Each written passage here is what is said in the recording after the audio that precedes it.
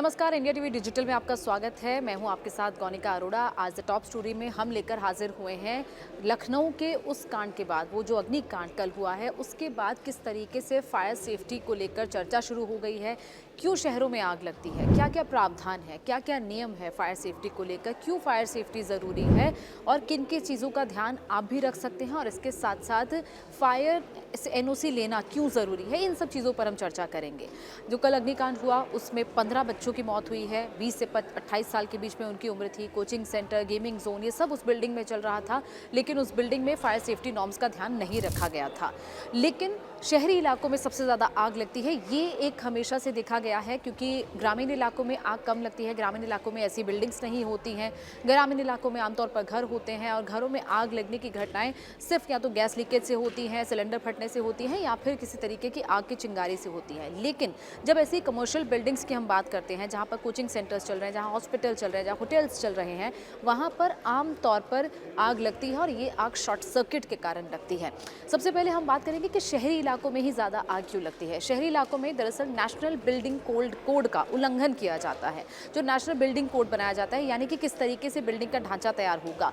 Building जो अगर 15 metre से ऊंची है तो उसे फायर सेफ्टी सर्टिफिकेट लेना ज़रूरी है, फायर सेफ्टी नॉर्म्स का पालन किया जाना ज़रूरी है। लेकिन नेशनल बिल्डिंग कोड NBC का उल्लंघन किया जाता है। आप किसी बिल्डिंग को रेजिडेंशियल के तौर पर कुछ लोग उसका नक्शा पास करवाते हैं और उसके बाद उसको कमर्शियल की तरह इस्तेमाल किया जाता है, जैसा कि लखनऊ में देखा गया, अलीगंज की बिल्डिंग में देखा गया। वही चीज़ जब ऐसे हो जाती है तभी नेशनल बिल्डिंग कोड का उल्लंघन होता है। इसके साथ साथ दिल्ली में जो अग्निकांड हुआ था उसमें भी देखा गया था कि जो बेड एंड ब्रेकफास्ट के तौर पर जिसका NOC लिया गया था, परमिशन लिया गया था, वो परमिट सिर्फ 6 कमरों के लिए था। लेकिन उसके बाद उसमें 25 कमरे बनाए गए, उसमें एक्सपेंशन किया गया, लेकिन उसके चलते फायर सेफ्टी नॉर्म्स पालन नहीं किया गया, जिसके चलते उस बिल्डिंग में भी आग लगी। और ऐसी ही कई ऐसी बिल्डिंग्स हैं जिसमें पिछले साल या पिछले कई सालों में आग हमने लगती हुई देखी है, जहाँ पर नेशनल बिल्डिंग कोड का उल्लंघन किया जाता है। ऑफिशियल्स ध्यान नहीं देते हैं, विजिट्स नहीं होती हैं, और यही वजह है कि सही तरीके से जब नक्शा पास नहीं होता, फायर सेफ्टी सर्टिफिकेट नहीं लिया जाता, तब इस तरीके से आग की घटनाएं आती हैं। ढांचे में कमियां हैं, तंग गलियां हैं। ढांचे में कमियां यानी कि बिल्डिंग्स को कुछ इस तरीके से तैयार कर दिया जाता है, उनका एंट्री एग्जिट अलग अलग नहीं बनाया जाता है कमर्शियल बिल्डिंग्स पे, जिसके चलते इस तरीके से आग की घटनाएं होती हैं। क्योंकि जब भी ऐसे आग लगती है, लोगों के लिए सबसे ज़्यादा प्रेफरेंस यही होता है कि वो लिफ्ट का इस्तेमाल ना करते हुए सीढ़ियों का इस्तेमाल करें, एग्जिट लें, और उसके बाद वो उस आग की घटना से बच सकते हैं। लेकिन लखनऊ की घटना में भी हमने देखा कि एक ही एंट्री और एक ही एग्जिट था, और बहुत तंग एग्जिट था, जिसके चलते उस बिल्डिंग के ढांचे में कमी थी, और यही वजह है कि इतने लोग उसमें फंस गए, लोगों की दम घुटने से मौत हो गई। और इस तरीके की घटनाएं कई बार सामने आती हैं। तंग गलियां हैं, जब भी कभी आग लगती है तो हमेशा फायर डिपार्टमेंट में कॉल जाता है, फायर डिपार्टमेंट को कॉल किया जाता है, लेकिन जब फायर डिपार्टमेंट की टीम वहाँ पर पहुँचती है तो गली में उनकी गाड़ी नहीं घुस पाती है। खासतौर पर दिल्ली जैसे इलाके में हमने देखा है कि कई बार ऐसी गलियों में आग लगती है जहाँ पर जिनकी चौड़ाई बहुत कम है, जहाँ पर एक फायर ब्रिगेड की, अग्निशमन की गाड़ी अंदर नहीं घुस पाती है, जिसके चलते वहाँ पर सही वक्त पर मदद नहीं पहुँच पाती है। और यही वजह है कि आग बुझाने में देरी होती है। आसपास के लोग बुझाने की कोशिश तो करते हैं, लेकिन तंग गलियाँ होने की वजह से वहाँ पर फायर इक्विपमेंट सही वक्त पर नहीं पहुंच पाते हैं। खासतौर पर पुरानी दिल्ली के इलाकों में हमने देखा है, सदर बाजार में देखा है, जब भी ऐसी आग की घटनाएं होती हैं, ये एक मुख्य कारण होता है कि आग बुझाने में कम देरी हो जाती है।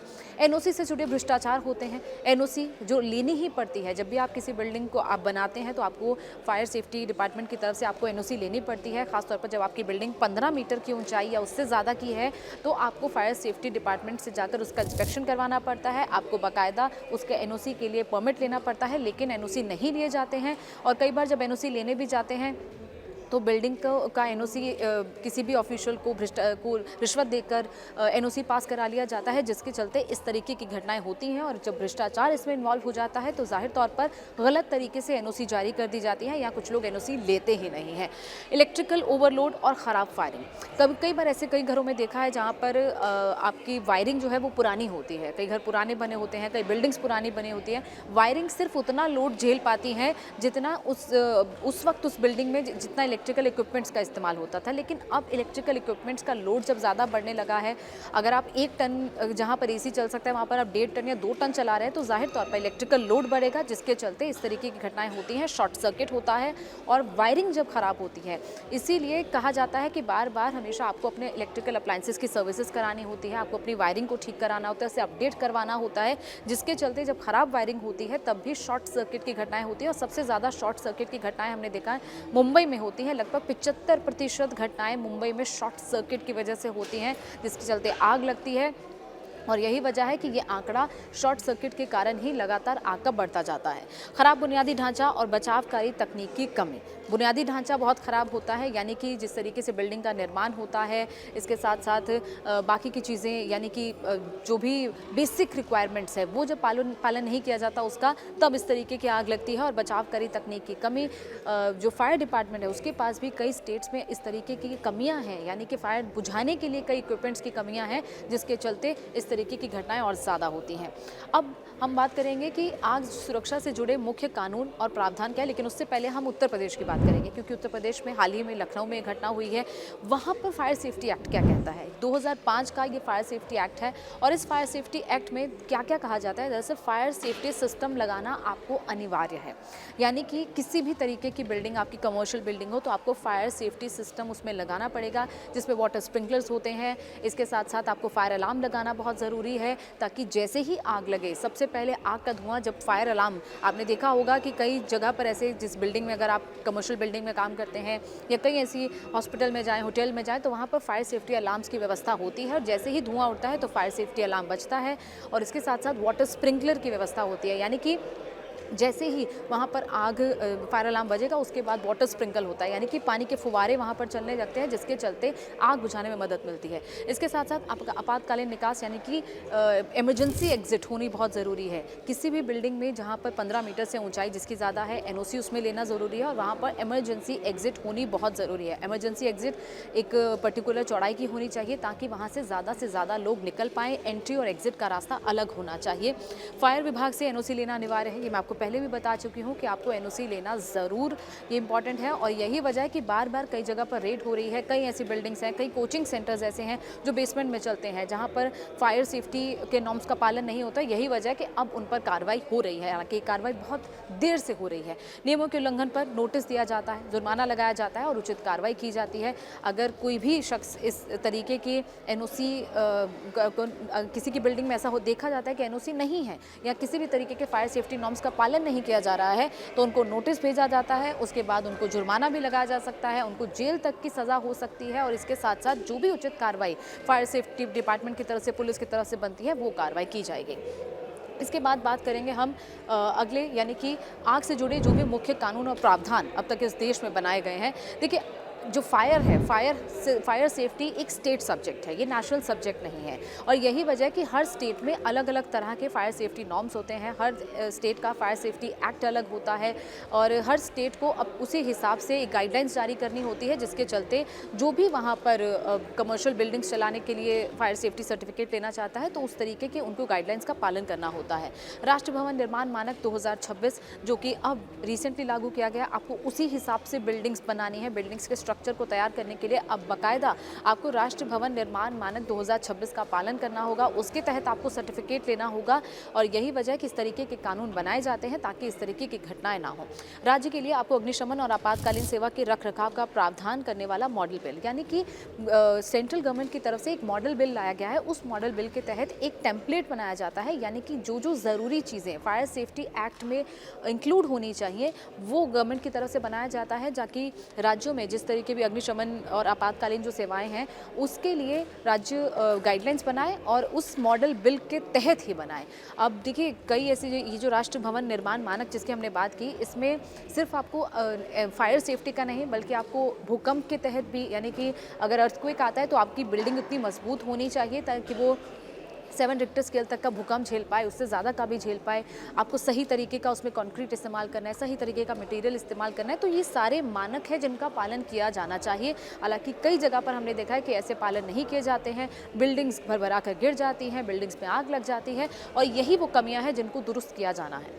फायर सेफ्टी ज़रूरी क्यों ज़रूरी है? फायर सेफ्टी शुरुआती बचाव किया जा सके, सबसे पहले तो अगर आपकी बिल्डिंग में किसी भी तरीके के फायर सेफ्टी नॉर्म्स का पालन हो रहा है, यानी कि उसमें अलार्म है, उसमें फायर स्प्रिंकलर्स हैं, उसमें आग बुझाने के लिए जो अग्निशमन सिलेंडर्स हैं वो लगे हुए हैं, और ट्रेनिंग ज़रूर होनी चाहिए। अगर वहाँ पर जो स्टाफ है, ख़ासतौर पर गार्ड्स या फिर वहाँ पर जो भी बिल्डिंग का मेंटेनेंस करते हैं, उनको इन इक्विपमेंट्स का इस्तेमाल करने के लिए ट्रेनिंग भी ज़रूर देनी चाहिए कि ये शुरुआती बचाव हैं जो किए जा सकते हैं, और अगर ये शुरुआती बचाव भी हो पाए तो कई लोगों की जान बच सकती है। सुरक्षित निकासी हो, जिस तरह से बार बार मैं इस बात पर जोर दे रही हूँ कि निकासी ज़रूर हो, एक ऐसा इमरजेंसी एग्जिट बनाया जाना चाहिए। आप कई बार हॉस्पिटल होटल जाते हैं तो आपने देखा होगा कि वहाँ पर इमरजेंसी एग्जिट का बोर्ड लगा होता है। कभी आप फिल्म देखने भी जाते हैं तो वहाँ पर भी इमरजेंसी एग्जिट लिखा होता है, यानी कि जब भी ऐसी घटनाएं होती हैं तो उस इमरजेंसी एग्जिट का इस्तेमाल करके आपको वहाँ से निकलना। आप किसी भी बिल्डिंग में जाएँ, मॉल जाए, होटल जाए, तो आप हमेशा इमरजेंसी एग्जिट का बोर्ड देखें ताकि कभी भी ऐसी घटना हो तो आप वहाँ से निकल पाएँ। फायर अलार्म बज सके, फायर अलार्म सही वक्त पर बजना बहुत ज़रूरी है। अगर फायर अलार्म आपके सही तरीके से काम नहीं कर रहे हैं, और इन सब इक्विपमेंट्स की वक्त पर मेंटेनेंस होना भी बहुत ज़रूरी है, यही वजह है कि ऐसी घटनाओं को टाला जा सकता है। फायर अलार्म बजने से कम लोगों को ये पता चल जाता है कि ऐसी कोई अप्रिय घटना हुई है यहाँ पर, और जब तक आग फैलती है, जब तक धुआं उस पूरी बिल्डिंग में फैलता है, तब तक कम से कम लोग अपने बाहर निकलने का रास्ता खोज सकें। समय समय पर सुरक्षा मानकों की जांच होनी चाहिए, इनके मेंटेनेंस होनी चाहिए, क्योंकि ऐसे इक्विपमेंट्स लग तो जाते हैं कई बिल्डिंग्स पे, लेकिन उन पर वक्त रहते रहते जंग पड़ने लगती है, ध्यान नहीं दिया जाता उन पर, और यही वजह है कि ऐसी घटनाएं बार बार होती हैं, और यही वजह है कि इनकी सुरक्षा मानकों की समय समय पर जाँच होनी चाहिए। आप सतर्क रहें, सुरक्षित रहें, जिम्मेदार बने, आप खुद भी इन चीज़ों का ध्यान रखें ताकि आप अब खुद ऐसी घटना से बच पाएँ, अपने परिवार के लोगों को, अपने आसपास के लोगों को ऐसी घटनाओं से बचा पाएँ। और इसके साथ साथ जिस बिल्डिंग में भी इस तरीके के फायर सेफ्टी नॉर्म्स लगे हुए हैं, वहाँ पर पानी के भंडारण, पानी के स्टोरेज की भी उचित व्यवस्था होनी चाहिए। यानी कि आप वाटर स्प्रिंकलर तो लगा दिया आपने वहाँ पर वो सिलेंडर तो लगा दिया, लेकिन अगर वो काम ही नहीं कर रहा है, अगर उस वाटर स्प्रिंकलर में पानी ही नहीं आएगा, तो फिर कैसे उस पानी को कैसे उस आग को बुझाया जाएगा। और यही वजह है कि इस पानी का स्टोरेज वहाँ पर प्रॉपर होना चाहिए, ताकि वाटर स्प्रिंकलर की मदद से कम आग पर शुरुआती जो लगाम है वो लगाई जा सके, उसके बाद फायर डिपार्टमेंट अपना काम करेगा। बैकअप पावर सिस्टम होना चाहिए। सबसे ज़्यादा प्रॉब्लम यही होती है कि जब भी किसी बिल्डिंग में आग लगती है, इलेक्ट्रिक जो बिजली है वो बंद हो जाती है, यानी कि इलेक्ट्रिसिटी कट हो जाती है। इलेक्ट्रिसिटी अगर कट हो जाती है तो कोई भी ऐसी बिल्डिंग, जहाँ पर लखनऊ के वाले अग्निकांड में हमने देखा कि वहाँ पर बायोमेट्रिक सिस्टम के ज़रिए दरवाज़ा खुलता था, ऐसे समय में बायोमेट्रिक सिस्टम बंद हो जाता है, इलेक्ट्रिसिटी बंद हो जाती है, और यही वजह है कि कई लोग वहाँ से निकल नहीं पाए, उनकी दम घुटने से मौत हो गई। ऐसे में पावर बैकअप सिस्टम ज़रूर होना चाहिए, ताकि जब भी इस तरीके से घटना हो तो पावर जो बैकअप पावर सिस्टम है वो एक्टिवेट हो जाए, और कम से कम दरवाजे खुल पाएँ इन बिल्डिंग्स के, ताकि लोग अंदर ना फंसें। ऊंची इमारतों में फायर लिफ्ट भी होनी चाहिए। कई रेजिडेंशियल बिल्डिंग्स हमने देखी है, खासतौर पर अगर आप बात करें दिल्ली एनसीआर की, और इसके साथ साथ मुंबई, बैंगलोर, इन जगहों पर हमने देखा है कि रिहायशी बिल्डिंग 16 मंजिला, 20 मंजिला, 24 मंजिला होती हैं। ऐसी जगहों पर आग बुझाने के लिए जो फायर डिपार्टमेंट की गाड़ियाँ हैं वो पानी का छिड़काव नहीं कर पाती हैं। हमने अभी नोएडा में भी हाल ही में देखा कि फायर डिपार्टमेंट की जो गाड़ी है वो ऊपर तक पहुँच ही नहीं पा रही थी, उसकी रीच नहीं थी, और यही वजह है कि ऐसी जगहों पर ऊँची इमारतों में फायर लिफ्ट होनी चाहिए, ताकि उन फायर लिफ्ट के जरिए आग बुझाने का काम जल्द से जल्द किया जा सके। फायर एनओसी को रिन्यू कराना ये बहुत ज़रूरी है। जब भी हमने देखा है कि किसी भी कोई भी ऐसी बिल्डिंग होती है, उसमें फायर का एनओसी तो ले लिया जाता है, लेकिन उसे कुछ वक्त बाद रिन्यू कराना ज़रूरी है, क्योंकि बिल्डिंग्स में अलग अलग वक्त पर अलग अलग तरह का मेंटेनेंस का काम होता है, उसमें एक्सपेंशन होता है, तो उसी हिसाब से फायर सेफ्टी नॉर्म्स को रिन्यू कराना भी ज़रूरी है। आपको एनओसी रिन्यू कराना है, ताकि आप सही समय पर, अगर आपके पास सारी तरह के डॉक्यूमेंट्स हैं, तो आपकी बिल्डिंग सही तरीके से भी चलेगी, और इसके साथ साथ किसी भी तरीके की अप्रिय घटना उस बिल्डिंग में नहीं होगी। और जब भी आपको एनओसी लेना है तो फायर सेफ्टी डिपार्टमेंट से आपको एनओसी आराम से मिल जाता है। इंस्पेक्शन होती है, इसके साथ साथ 5,000 से लेकर 60,000 तक का अमाउंट होता है, जो एक बिल्डिंग के लिए जिसके तहत आपको फायर एनओसी मिल जाती है। और लेकिन फिर भी कई लोग इसको नज़रअंदाज करते हैं, और यही वजह है कि ऐसी घटनाएं होती हैं। और आपको एक आंकड़ा भी बता दूं कि पिछले साल फायर सेफ्टी माफ़ कीजिएगा, आग लगने से लगभग 7,000 से ज़्यादा लोगों की मौत हुई है। और ऐसी घटनाएं आए दिन हम देख रहे हैं, खासतौर पर गर्मियों के दिनों में हम देख रहे हैं बहुत ज़्यादा शॉर्ट सर्किट हो रहे हैं, एसी में ब्लास्ट हो रहे हैं। तो इन सब चीज़ों का ध्यान रखते हुए, अगर आपके घर में भी कोई ऐसे इलेक्ट्रिकल अप्लायंस है जो पुराना हो रहा है उसका मेंटेनेंस भी आप सही वक्त पर कराते जाएं ताकि ऐसी घटनाओं से बचा जा सके। तो बस आज के लिए इतना ही। ये फायर सेफ्टी को लेकर एक अवेयरनेस वीडियो हम आप तक पहुंचाना चाहते थे ताकि आप अगर किसी कमर्शियल बिल्डिंग को चला रहे हैं, रेजिडेंशियल बिल्डिंग में रह रहे हैं या इसके साथ साथ आप किसी भी ऐसी बिल्डिंग को विजिट करते हैं तो कम से कम आप इन चीज़ों का ध्यान ज़रूर रखें और अपने आप को, अपने आसपास के लोगों को और आपकी बिल्डिंग में जो लोग काम कर रहे हैं, रह रहे हैं, उनको आप सुरक्षित रख पाएँ।